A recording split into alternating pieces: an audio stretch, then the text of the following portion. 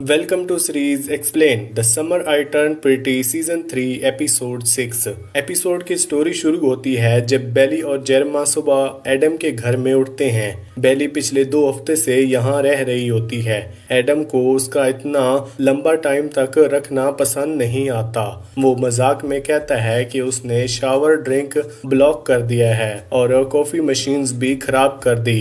Adam suggest करता है कि बेली के कजन्स बीच वापस चले जाएं। जेरिमा को ये सुन के रिलीफ मिलता है। बेली और जेरिमा डिसाइड करते हैं कि वो फिंच के पास अपार्टमेंट ढूंढेंगे जहां शादी के बाद रहना प्लान है। एडम जेरिमा को काम से छुट्टी दे देता है ताकि वो बेली के साथ अपार्टमेंट हंट पर जा सके। पहला अपार्टमेंट काफी अच्छा होता है, लेकिन जब वो एप्लीकेशन भरते हैं जेरिमा टेंशन में पूछता है कि क्या उसका क्रेडिट कार्ड प्रॉब्लम तो नहीं बनेगा। बेली को ये डेबिट के बारे में पता नहीं था। ये डेबिट जेरिमा ने ब्रेन्स टिकट लेते वक्त किया था। लैंडलॉर्ड को इनकी फाइनेंशियल सिचुएशन और स्टूडेंट होने का स्टेटस पसंद नहीं आता। बाकी के अपार्टमेंट्स और भी खराब होते हैं। एक में कोई अजीब जानवर घूम रहा होता है और दूसरे में बिल्कुल तेज कैट यूरिन की स्मेल होती है। बेली कॉम्प्रोमाइज नहीं करना चाहती, पर जेरिमा जल्दी में होता है क्योंकि उसको अपने फादर की मीटिंग अटेंड करनी होती है।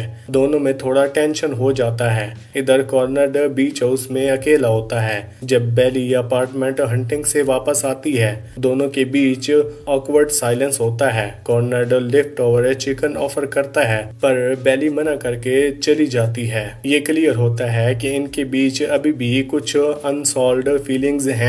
अगले दिन बेली अपनी वेडिंग वेन्यू के लिए कंट्री क्लब जाती है। वेन्यू देखते वक्त बेली ओवरवेलम हो जाता है क्योंकि शादी अब बहुत ज्यादा एलिब्रेट लग रही होती है। पैनिक में बेली जेरिमा को कॉल करती है और कहती है कि उसको शादी को लेकर डाउट्स आ रहे हैं। उसको लगता है कि सब कुछ उनके कंट्रोल से बाहर हो गया है और अब ये इवेंट उनकी पर्सनैलिटी को रिफ्लेक्ट नहीं करता। वेडिंग वेन्यू का टूर चल ही रहा होता है जब बेली को लगता है कि शादी बहुत ज्यादा एलिब्रेट हो गई है। पहले सिंपल केज सोचा था, अब 4 बारटेंडर्स हैं। पहले कैजुअल लैब्स्टर रोल्स का प्लान था, अब फॉर्मल लैब्स्टर इंटर आ गया है। 100 से ज्यादा गेस्ट हैं जिनके नाम तक नहीं जानती। ये सब देख के बेली पैनिक हो जाती है और तुरंत जेरिमा को कॉल करके बुलाती है कि शादी को लेकर डाउट्स हो रहे हैं। उसका कहना है कि सब कुछ उनके बिना डिसाइड हो रहा है और इवेंट्स उनकी पर्सनैलिटी का रिफ्लेक्ट ही नहीं करता।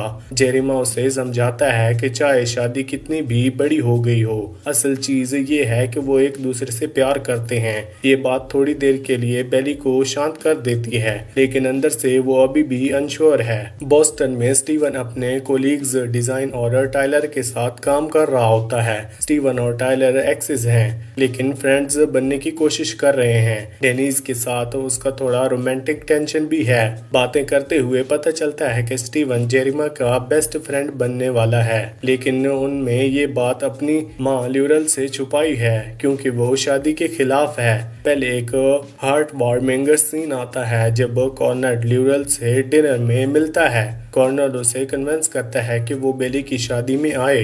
ल्यूरल पहले मना करती है, लेकिन कॉर्नर समझाता है कि बेली अपनी माँ के बिना स्ट्रगल कर रही है, खाना नहीं खा रही, वेडिंग प्लानिंग अकेली कर रही है। वो कहती है कि अगर ल्यूरल ने सपोर्ट नहीं किया तो बाद में रिग्रेट होगा। ल्यूरल फिर कॉर्नर से पूछती है, तुम कब खुश होगी? कॉर्नर जवाब देता है कि शादी के बाद जब वो स्टैनफोर्ड वापस चला जाएगा तब। शादी के लिए सूट शॉपिंग्स होती हैं जिसमें जेरिमा, कॉर्नर और उनके फादर एडम जाते हैं। एडम बता देता है कि वो क्या को डेट कर रहा है जो बेली और जेरिमा की वेडिंग कोऑर्डिनेटर है। कॉर्नर की न्यूज से अपसेट हो जाता है क्योंकि उसे पता है कि एडम का काया के साथ अफेयर तब से था जब वो अभी सांसा की माँ के साथ मैरिड था। बाद में स्टीवन के आने पर कॉर्नर ये बात उससे शेयर करता है जो फैमिली डायनामिक्स को और कॉम्प्लिकेटेड बना देता है। एपिसोड का इमोशनल हाई पॉइंट बेली का ब्राइडल शावर है जो टाइलर के घर होता है। शुरू में गेम्स और गिफ्ट होते हैं हैं जिनमें जेरिमा, ट्रेवा गेम, बेली सब सही जवाब देता है, बस एक सवाल गलत होता है, जेरिमा का पहला पेट।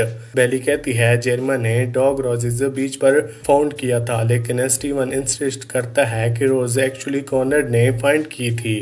शावर के बीच ल्यूरल का सरप्राइज एंट्री होता है। बेली अपनी माँ को देखकर रो पड़ती है। दोनों एक इमोशनल हग शेयर करते हैं। ये क्लियर होता है कि कॉनरेड की बात काम कर गई। गिफ्ट खोलते हुए बेली को एक मोनोग्राम्ड सेनेचुरी सेट मिलता है जिसमें इजराबेल फिशर लिखा होता है, जो उसे थोड़ा ऑकवर्ड फील करता है जब पूछा जाता है कि वो शादी के बाद अपना सेरेमनी बदलेगी या नहीं। बेली कहती है कि उसने सोचा था वो अपना नाम रखेगी जैसे ल्यूरल ने किया था। शावर के बाद ल्यूरल उसे हनीमून के लिए एयरलाइन गिफ्ट्स कार्ड देती है। वो कहती है कि चाहे बेली पेरिस स्टडी अफोर्ड नहीं जा रही, लेकिन वो चाहती है कि उसकी बेटी दुनिया देखे। बेली टूर के दौरान काफी ओवरवेल्मेड हो जाती है जब उसे लगता है कि वेडिंग बहुत ज्यादा एलिब्रेट हो गई है। कॉनराड डिफ्लेक्ट करता है कि वेडिंग खत्म होते ही वो स्टैनफोर्ड वापस चला जाएगा। क्लाइमैक्स तब आता है जब बेली बीच हाउस लौट के देखती है कि कॉनराड सफरिंग एक्सीडेंट में फिन से कट गया है। बेली इंसिस्ट करती है कि वो उसका वाउंड क्लीन करे। वाउंड ड्रेसिंग के दौरान दोनों के बीच काफी टेंशन होता है और लगता है कि वो किस करेंगे, लेकिन कॉनराड मुंह मत तोड़ देता है और बस हेल्प मांगता है कि वो उठ सके। बाद में जेरिमा बेली को कॉल करके रोज की कहानी करेक्ट करती है। वो एक्चुअली कॉनराड ही डॉग पाया था। बेली अपने माइंड में डिस्टर्ब होती है। मैं जेरिमा को बचपन से जानती हूँ, मैं उसके बारे में हर छोटी बात याद रखती हूँ, पर मैं ये कैसे भूल गई। उसे डर लगता है कि शायद उसके दिल में अभी भी कॉनराड के लिए फीलिंग्स हैं। इसी के साथ ये एपिसोड यहीं पर एंड होता है। आपको कौन सी वेब सीरीज या मूवी का एक्सप्लेनेशन चाहिए हमें कमेंट सेक्शन में जरूर बताना। वीडियो अच्छी लगी हो तो वीडियो को लाइक करके चैनल को सब्सक्राइब लाजमी करना। Thanks for watching.